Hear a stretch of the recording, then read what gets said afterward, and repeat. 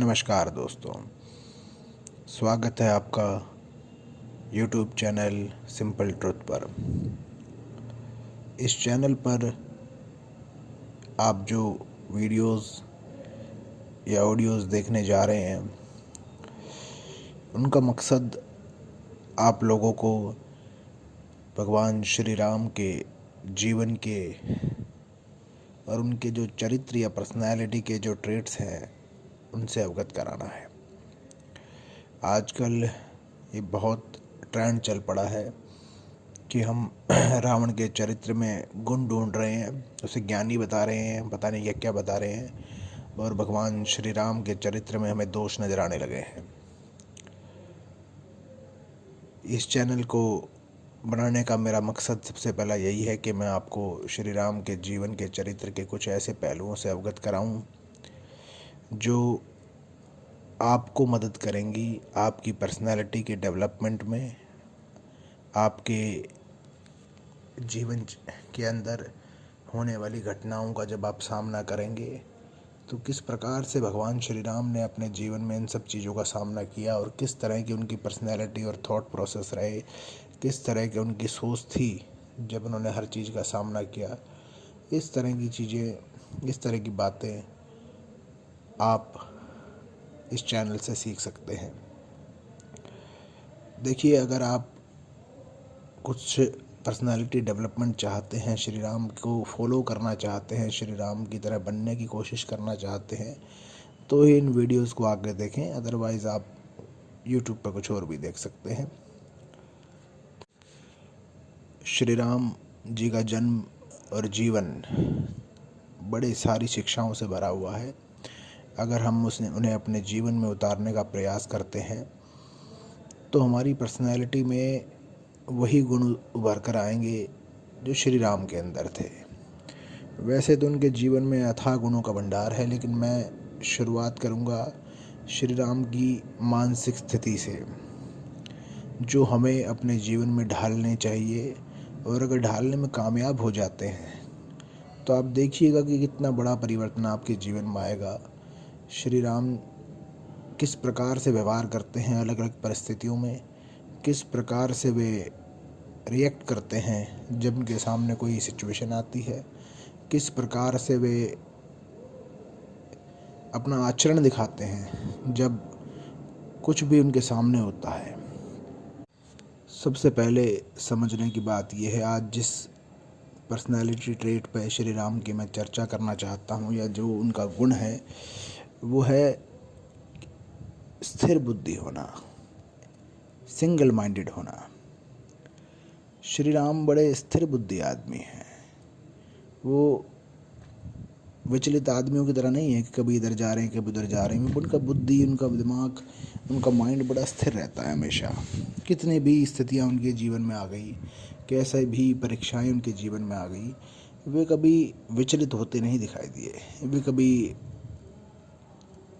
ज़्यादा बोलते, ज़्यादा सुनते, रोते बिलखते, हंसते, कुछ भी नहीं करते दिखाई दिए। He is very stable in his mind, he is very stable. आप देखेंगे उनके चरित्र को तो आप पाएंगे कि वो कई मुश्किल से मुश्किल घड़ियों में घबरा नहीं रहे हैं, चिंतित नहीं हो गए हैं, विचलित नहीं हो रहे हैं, बड़े शांत आदमी हैं। पहले मैं कुछ एक ऐसे रामायण और रामचरितमानस से घटनाएं बताता हूँ, फिर उन घटनाओं को अपने जीवन में और उस स्थिर बुद्धि व्यवहार को अपने जीवन में, स्टेबल माइंड को हम अपने जीवन में कैसे उतारें, इसका भी मैं आपको रास्ता बताने की कोशिश करूंगा, ताकि आप लोग या हम सब लोग भगवान श्री राम के जीवन से पहला सबक सीख सकें कि किस तरह से स्थिर हुआ जाता है। ऐसा नहीं होता कि जीवन में कुछ भी घटना घट गई और आप रोने बिलखने लगे, शोर शराबा करने लगे, क्योंकि श्री राम ने शिक्षा यही दी है। मैं ये नहीं कह रहा कि अगर किसी के जीवन में कोई घटना गलत घट जाती है तो उसको वो रोए ना या कोई रिएक्ट ना करे, लेकिन हमें श्री राम से शिक्षा मिलती है कि कितना रिएक्ट करना है और कहाँ तक करना है।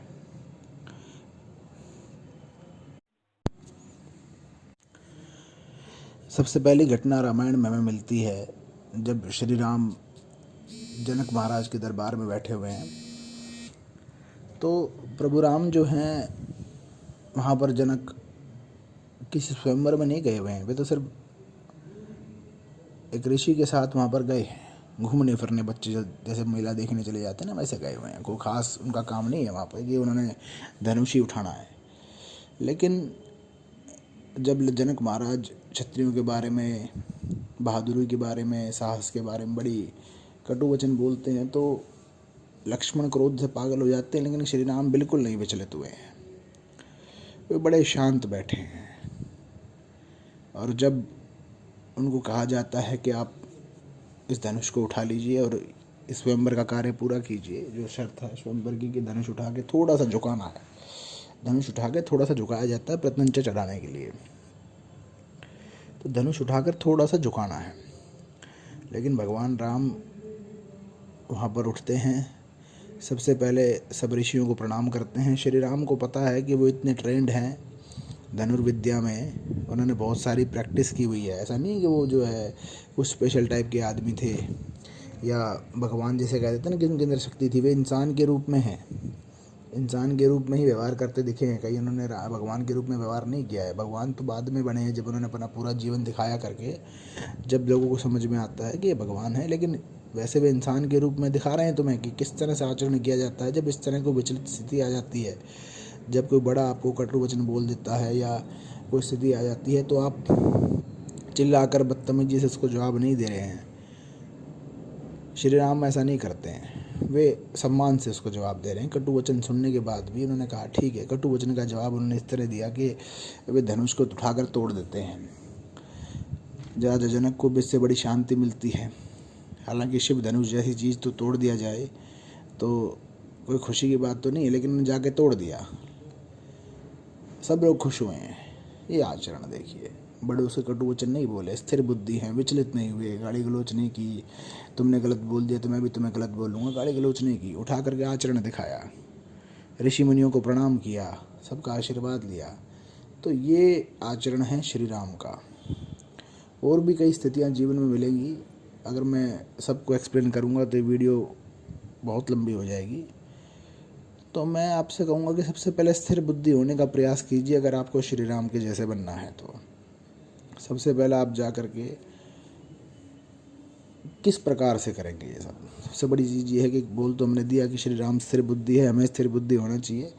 जब तक आप ध्यान का अभ्यास नहीं करते, देखिए श्री राम ध्यान का अभ्यास करते हैं, श्री कृष्ण के जीवन चरित्र में ध्यान का अभ्यास करते हैं।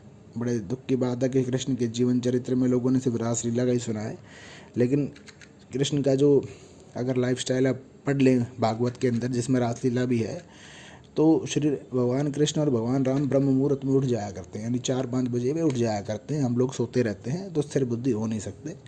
तो सबसे पहले आप उठिए सुबह के टाइम और ध्यान का अभ्यास कीजिए। किसी भी विद्या से कीजिए। बड़े सारे ध्यान के आजकल क्लासेस भी चल रही हैं, बड़े सारे लेक्चर्स भी हैं, बड़े सारे लोग बता भी रहे हैं। तो किसी भी तरीके से आप ध्यान का अभ्यास कीजिए जो आपको स्थिर बुद्धि बनाने में सहायता करेगा। और जब आप स्थिर बुद्धि, स्टेबल माइंड होते चले जाएंगे तो जीवन में आप भी मुश्किल परिस्थितियों में शांत और स्थिर जाकर दिखा पाएंगे। अगर आप सोच रहे हैं कि इस तरह बस सुनने से कोई हो जाएगा, इसके लिए प्रैक्टिस की ज़रूरत है। श्री राम ने प्रैक्टिस की हुई है। श्री राम कोई बिल्कुल आते अनपढ़ बच्चे नहीं है या फिर आते एकदम भगवान नहीं बन गए। उन्होंने प्रैक्टिस की अपने गुरुकुल में, बहुत लंबे टाइम तक उन्होंने जो है ध्यान की, धनुर्विद्या की, हर चीज़ की प्रैक्टिस की है। तो सबसे पहले मेडिटेशन कीजिए, सुबह उठ करके ध्यान लगाइए, अपने मन को विचारों से मुक्त कीजिए, थोड़ी देर के लिए स्थिर बुद्धि बनिए। फिर देखिए आपके मन में किस प्रकार से स्थिरता उत्पन्न होती है। और जब स्थिरता उत्पन्न होगी तो आप भी मुश्किल परिस्थितियों में, श्री राम को राजा बनना था, वुड यू बिलीव, कोई विश्वास करेगा कि आदमी राजा बनने जा रहा है और अगले दिन से कहेगा भाई जंगल में जाओ। जंगल का मतलब आप लोग शायद समझते नहीं है। जंगल का मतलब इतना भयानक होता था उस समय, और आज भी इतना ही भयानक होता है, जहाँ खाना भी नसीब ना हो। वो बिल्कुल विचलित नहीं हुए। तो ऐसी मुश्किल स्थितियों में स्थिर आचरण करने के लिए सबसे पहले इंसान को चाहिए कि वो ध्यान का अभ्यास करे। सुबह सबसे अच्छा समय होता है ध्यान का अभ्यास करने के लिए। ये अभ्यास लगभग सभी महापुरुषों ने आज तक जीवन में किया है। जितने भी आप लोग देख लिए, भगवान बुद्ध, जीसस क्राइस्ट, और भी किसी का भी आप नाम ले लीजिए, अपने महापुरुषों के नाम तो मैंने ले ही दिए हैं। भगवान राम, भगवान कृष्ण, श्री हनुमान जी, ये सब लोग ध्यान के अभ्यासी हैं। बड़े लंबे टाइम हनुमान जी ने अभ्यास किया था। एक दिन अचानक से उन्होंने सब कुछ ऐसे ही पर्वत नहीं लांघ दिया। उन्होंने बड़े लंबे टाइम जीवन में अभ्यास किया था। जिस दिन उनको ज़रूरत पड़ी तो उनका वो ध्यान और वो अभ्यास जो है एक उनके काम आया। तो आपका भी ध्यान, आपका अभ्यास आपके काम आएगा। आज की वीडियो में मैं यहीं अपनी बात ख़त्म करता हूँ। फ्यूचर में मैं ऐसी ही वीडियोज़ और डालूँगा जिनमें मैं श्री राम के आचरण और व्यवहार को एक्सप्लेन करूँगा। उम्मीद करता हूँ आप लोगों को पसंद आएगी। Thank you. जय श्री राम।